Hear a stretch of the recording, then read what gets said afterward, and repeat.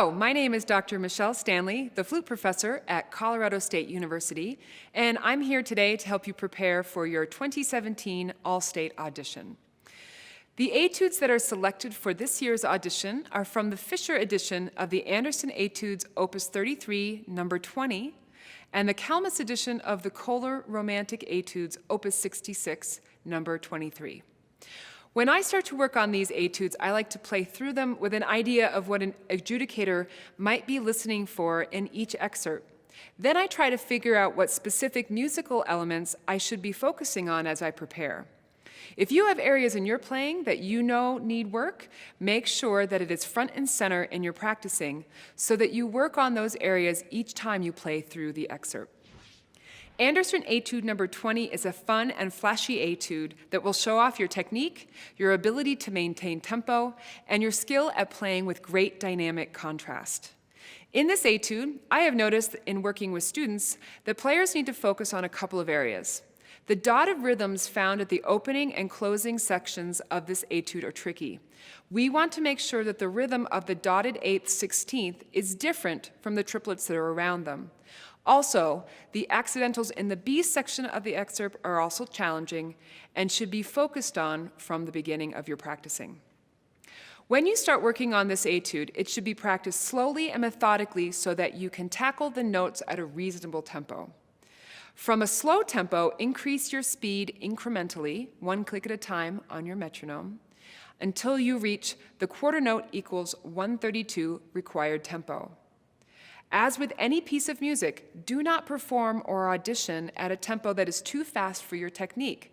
It's always better to practice slowly and accurately than fast and with mistakes. So while you slowly work on the notes, the next main musical element to work on is your dynamics.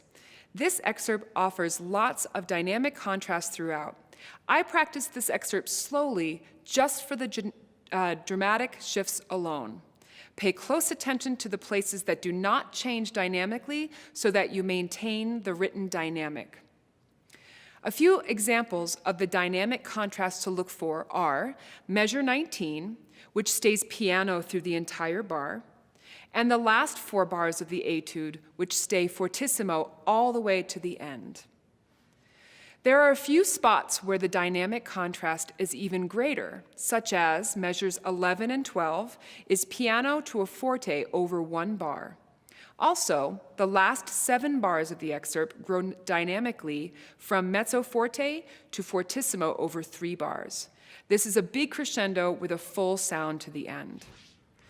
As mentioned before, the second musical element you should address is the dotted rhythm in the A section, which is measures 1 through 12 and measures 21 to the end. This dotted 8th and 16th rhythm should be accurate and precise. Avoid making the 16th notes sound like short grace notes or 30-second notes. In the edition that was requested for this audition, it is not marked to play those 16th notes short or as grace notes, and careful attention should be paid to making the rhythm accurate. One tip for practicing this is to make the dotted 8th notes into 3 16th notes so that you create a rhythm that is 4 16th notes on each of the dotted quarters. You will hear the rhythmic integrity of the last 16th note when you practice this way.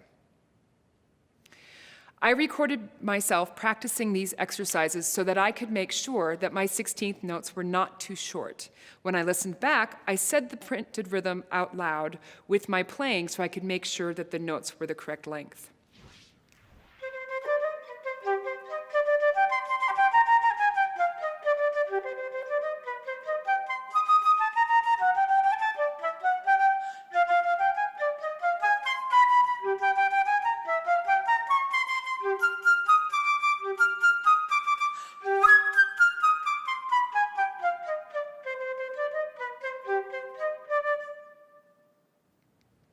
The B section of the etude has some tricky accidentals that should be practiced slowly.